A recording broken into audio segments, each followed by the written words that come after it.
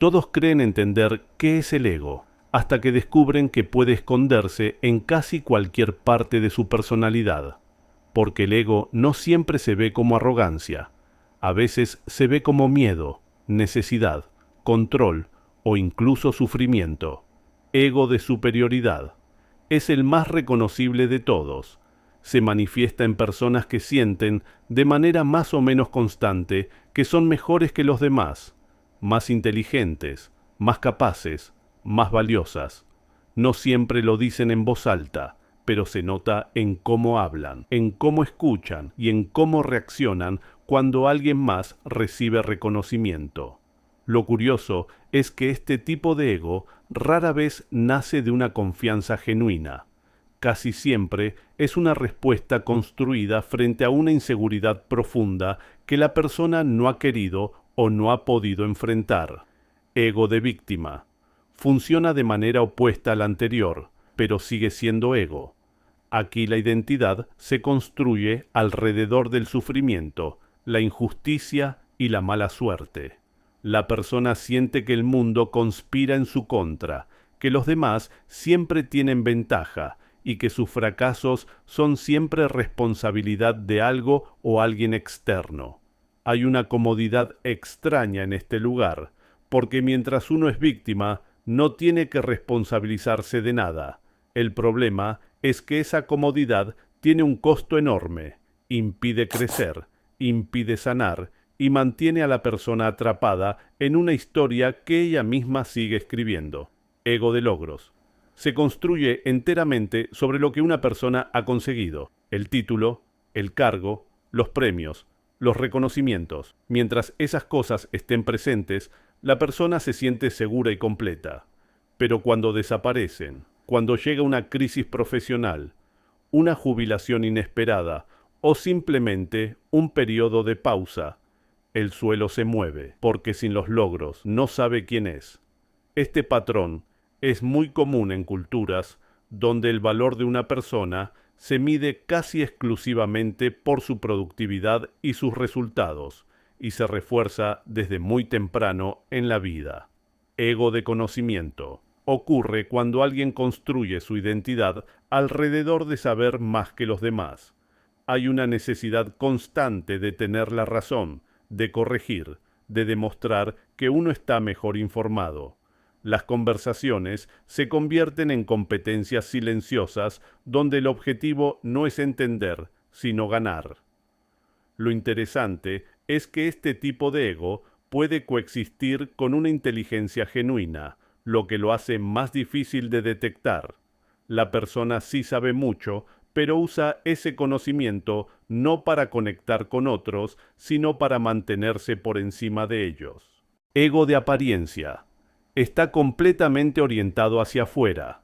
Lo que importa no es cómo se siente la persona por dentro, sino cómo la perciben los demás. La ropa, el cuerpo, el estilo de vida, todo está calculado para producir una impresión específica. No hay nada malo en cuidar la imagen, pero cuando la imagen se convierte en el centro de la identidad, cualquier amenaza a esa imagen se siente como una amenaza a la existencia misma. Las redes sociales han amplificado este tipo de ego de una manera que no tiene precedentes históricos. Ego espiritual. Es uno de los más paradójicos. Aparecen personas que han recorrido un camino de crecimiento personal, meditación, filosofía o práctica espiritual, y sin darse cuenta han construido una nueva identidad superior basada precisamente en ese recorrido. Se sienten más conscientes, más evolucionadas, más despiertas que quienes no han hecho ese trabajo. El ego usó la espiritualidad como material de construcción. No desapareció, simplemente cambió de disfraz. Reconocerlo requiere una honestidad que no todos están dispuestos a ejercer. Ego de humildad falsa.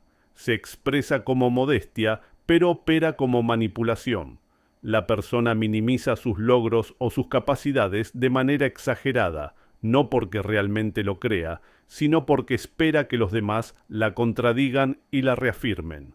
Es un mecanismo para recibir validación sin pedirla directamente. también puede usarse para evitar responsabilidades, para no ser juzgado o para generar simpatía.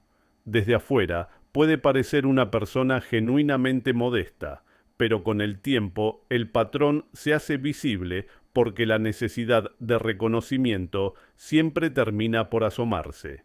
Ego de sacrificio. Se construye alrededor de la idea de darlo todo por los demás. La persona se presenta a sí misma y se percibe como alguien que siempre pone a otros primero, que nunca pide nada, que carga con más de lo que le corresponde. Hay una identidad poderosa en ese rol. El problema es que ese sacrificio muchas veces no es completamente libre. Viene acompañado de una expectativa silenciosa de reconocimiento, gratitud o deuda emocional. Cuando esa expectativa no se cumple, aparece el resentimiento, y ahí se revela que el sacrificio tenía condiciones que nunca se dijeron en voz alta. Ego de rebeldía. Se define en oposición. La persona construye su identidad rechazando todo lo que representa la norma, la autoridad o el grupo dominante. Al principio puede parecer pensamiento independiente, y a veces lo es, pero cuando la rebeldía se vuelve automática, cuando la posición contraria se adopta sin análisis real solo porque es la contraria, deja de ser libertad y se convierte en otra forma de dependencia. La persona sigue siendo controlada por lo que rechaza, porque su identidad no puede existir sin aquello a lo que se opone. Ego de inteligencia emocional. Es reciente y cada vez más común. A medida que el lenguaje de la psicología y el autoconocimiento se ha popularizado, algunas personas han empezado a usarlo no para crecer, sino para posicionarse. Hablan con fluidez de límites, de traumas, de patrones de apego, y usan ese vocabulario para señalar a los demás, para evadir responsabilidades o para presentarse como personas más desarrolladas emocionalmente. El conocimiento es real, pero el uso que se hace de él está al servicio del ego, no del entendimiento genuino. Ego de necesidad de control. Se expresa en personas que necesitan que las cosas sucedan de una manera específica, la suya. No es simplemente ser organizado o tener estándares. Es una incomodidad profunda con la incertidumbre y con dejar que otros tomen decisiones. Debajo de ese control casi siempre hay miedo. Miedo a que si no supervisan todo, algo saldrá mal. Miedo a depender de otros. El ego aquí funciona como un sistema de seguridad permanente que consume una energía enorme y que, inevitablemente, genera fricción en todas las relaciones cercanas. Ego colectivo. No toda forma de ego es individual. Los grupos también desarrollan ego. Familias, naciones, religiones, equipos, empresas. La idea de que el propio grupo es superior, más noble, más correcto o más importante que los demás es una de las fuerzas más antiguas y destructivas de la historia humana. Ha justificado guerras, discriminación y violencia durante siglos, y sigue activo hoy, muchas veces con nombres más modernos y presentaciones más sofisticadas, pero con el mismo mecanismo de fondo. Nosotros somos mejores que ellos. Ego en colapso. Es lo que ocurre cuando todas las estructuras que sostenían la identidad de una persona se derrumban al mismo tiempo. Una pérdida grande, un fracaso profundo, una crisis que no tiene respuesta fácil. En ese momento, el ego no tiene dónde apoyarse. Y aunque ese proceso es doloroso, muchos filósofos y tradiciones de pensamiento lo consideran uno de los momentos más importantes en la vida de una persona. Porque en el espacio que deja el ego al caer, a veces aparece algo más genuino, más tranquilo y más real que todo lo que había antes.